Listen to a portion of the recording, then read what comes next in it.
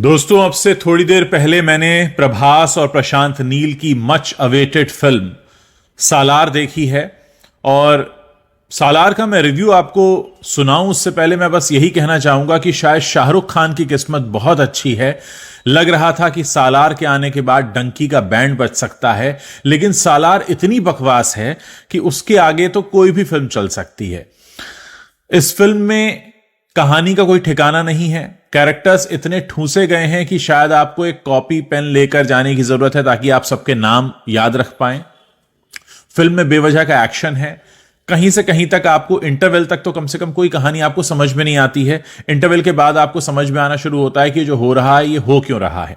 और उसके बाद प्रशांत नील का जो कहानी कहने का बताने का तरीका है वो शायद ये सोचकर बैठे हैं कि अगर वो कोई भी कहानी कहेंगे तो लोग उसको बैठकर सुनेंगे, दिमाग लगाएंगे।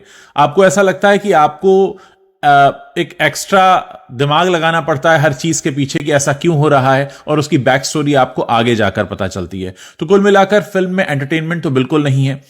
देवा का इतना प्रचार किया जाता है शुरू से कि देवा आ रहा है, देवा आ रहा है। हमने जब से इसके टीजर और ट्रेलर देखने शुरू किए थे, लेकिन वो इंपैक्ट नहीं दिखता। इनफैक्ट प्रभास से ज्यादा तो पृथ्वीराज इसमें ज्यादा दमदार लगे हैं।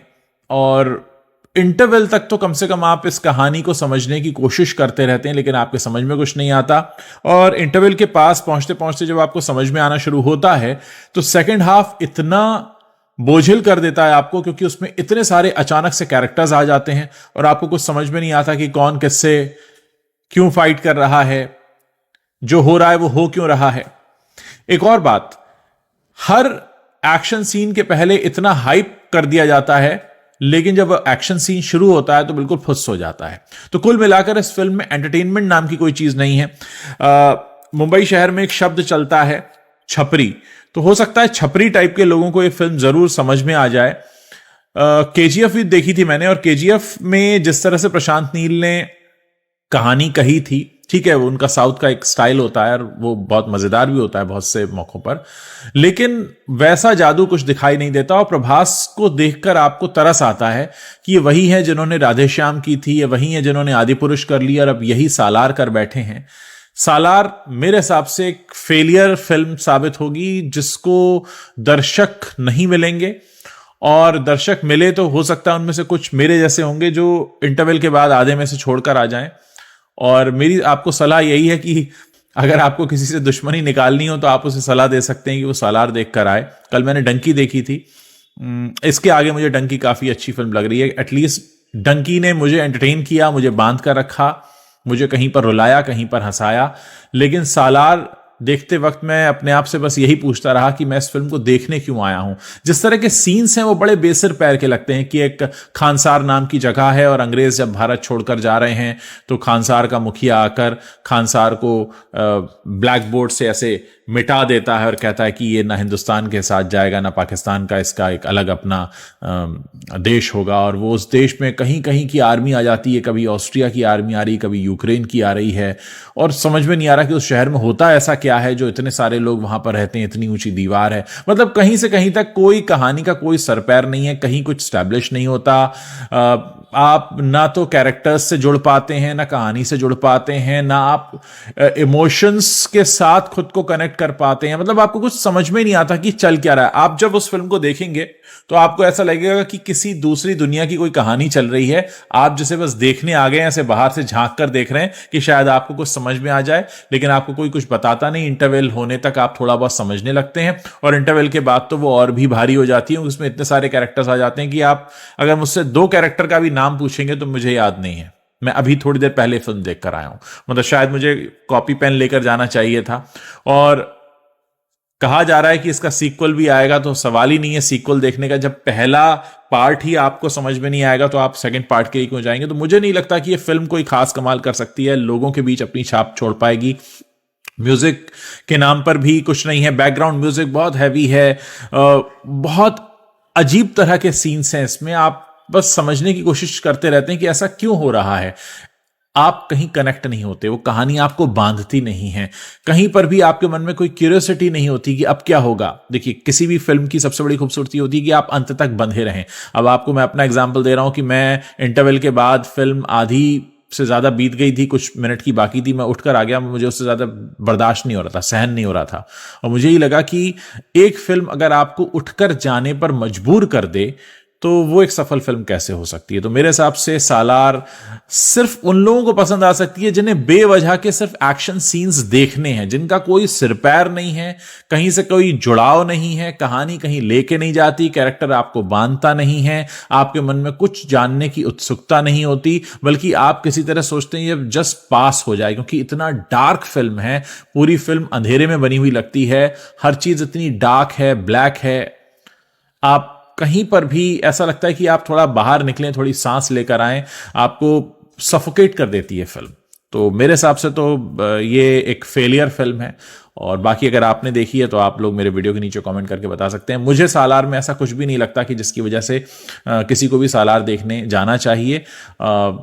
अगर आप सिर्फ किसी तरह बस अपने वक्त को बर्बाद करना चाहते हैं या पैसों को बर्बाद करना चाहते हैं, आपको कोई मार्का लेना है, टिक मार्क करना है कि आपने सालार देखी है, तो आप देख सकते हैं। मुझे लगता है इस फिल्म को जबरदस्त हाइप दे दिया गया, बहुत ज्यादा इसको हाइप किया गया, लेकिन असल में आप किसी भी चीज को मार्केटिंग से हाइप दे सकते हैं, आप किसी भी चीज पर पीआर में पैसा खर्च करके उसको बहुत हाइप दे सकते हैं, लेकिन अगर वो उसमें असल में अंदर कंटेंट नहीं होगा तो वो फुस हो जाएगी। तो आपको ऐसे ही रिव्यू देखने को मिलेंगे। तो मैं खुलकर कह रहा हूं कि सालार में कुछ भी नहीं है। एक प्रशांत नील ने बहुत डिसअपॉइंट किया है, प्रभास ने डिसअपॉइंट किया। मैं नहीं कहूंगा, प्रभास तो पहले भी डिसअपॉइंट करते रहे हैं, राधे श्याम में भी उन्होंने, मुझे लगता है कि शायद वो अपने हिसाब से रोल नहीं चुन पा रहे हैं, अपने हिसाब से स्क्रिप्ट नहीं चुन पा रहे हैं, सब कुछ बेअसर है। और कुछ भी ऐसा कारण मुझे नहीं लगता कि जिसकी वजह से कोई भी सालार देखने जाएगा। सिर्फ कुछ लोग इसलिए जा सकते हैं कि क्योंकि इतना हाइप था, तो लोगों को होता है कि हमने फला फिल्म देखी है, नहीं देखी है। और मुझे लगता है इसका सबसे ज्यादा फायदा अब डंकी को मिलने वाला है, क्योंकि कल शाम तक लोग ये कहने लगे थे कि डंकी में दम नहीं है और अब सालार कल आ रही है तो डंकी और दब जाएगी, लेकिन सालार में ऐसा कुछ भी नहीं है। बस वो बड़े बड़े हैवी बैकग्राउंड म्यूजिक के साथ इतने सारे एंट्री सीन्स हैं प्रभास के, हर बार लगता है जैसे वो पहली बार आ रहे हैं, हर बार लगता है पहली बार आ रहे हैं, लेकिन आकर कुछ कर नहीं रहे हैं, कहानी कहीं जा नहीं रही है। आप इतने कंफ्यूज होते हैं कैरेक्टर से कि कौन किसको कहां। अच्छा, श्रुति हसन को तो वेस्ट कर दिया टोटल। श्रुति हसन का तो कोई रोल ही नहीं है, मतलब बस वो इधर से उधर भाग रही है, इसके अलावा कुछ नहीं पता। एक ऐसा आधा अधूरा सा सिनेमा जिसमें कहानी का कोई पता नहीं, कैरेक्टर कहीं स्टैब्लिश नहीं होते, दर्शकों को कहीं बांधते नहीं। जब आप उस फिल्म को देखकर निकलेंगे तो अपने साथ कुछ लेकर नहीं जाएंगे। अगली उसकी जब सीक्वल आएगी तो उसमें आप किसका इंतजार करेंगे, कुछ भी नहीं कहा जा सकता। कुल मिलाकर एक सिरदर्द फिल्म है, बकवास फिल्म है। और बहुत दुख होता है जब आप ये सुनते हैं कि सैकड़ों करोड़ रुपए खर्च करके ऐसी कूड़ा फिल्म बनाई जाती है। उम्मीद है अगर आपने देखी होगी तो आप भी अपना खुलकर रिव्यू इस वीडियो के नीचे शेयर करेंगे। मुझे इंतजार रहेगा आप लोगों के कमेंट्स पढ़ने का। दोस्तों, अब से थोड़ी देर पहले मैंने प्रभास और प्रशांत नील की मच अवेटेड फिल्म सालार देखी है। और सालार का मैं रिव्यू आपको सुनाऊं उससे पहले मैं बस यही कहना चाहूंगा कि शायद शाहरुख खान की किस्मत बहुत अच्छी है। लग रहा था कि सालार के आने के बाद डंकी का बैंड बज सकता है, लेकिन सालार इतनी बकवास है कि उसके आगे तो कोई भी फिल्म चल सकती है। इस फिल्म में कहानी का कोई ठिकाना नहीं है, कैरेक्टर्स इतने ठूसे गए हैं कि शायद आपको एक कॉपी पेन लेकर जाने की जरूरत है ताकि आप सबके नाम याद रख पाएं। फिल्म में बेवजह का एक्शन है, कहीं से कहीं तक आपको इंटरवल तक तो कम से कम कोई कहानी आपको समझ में नहीं आती है। इंटरवल के बाद आपको समझ में आना शुरू होता है कि जो हो रहा है ये हो क्यों रहा है। और उसके बाद प्रशांत नील का जो कहानी कहने का, बताने का तरीका है, वो शायद ये सोचकर बैठे हैं कि अगर वो कोई भी कहानी कहेंगे तो लोग उसको बैठकर सुनेंगे, दिमाग लगाएंगे। आपको ऐसा लगता है कि आपको एक एक्स्ट्रा दिमाग लगाना पड़ता है हर चीज के पीछे।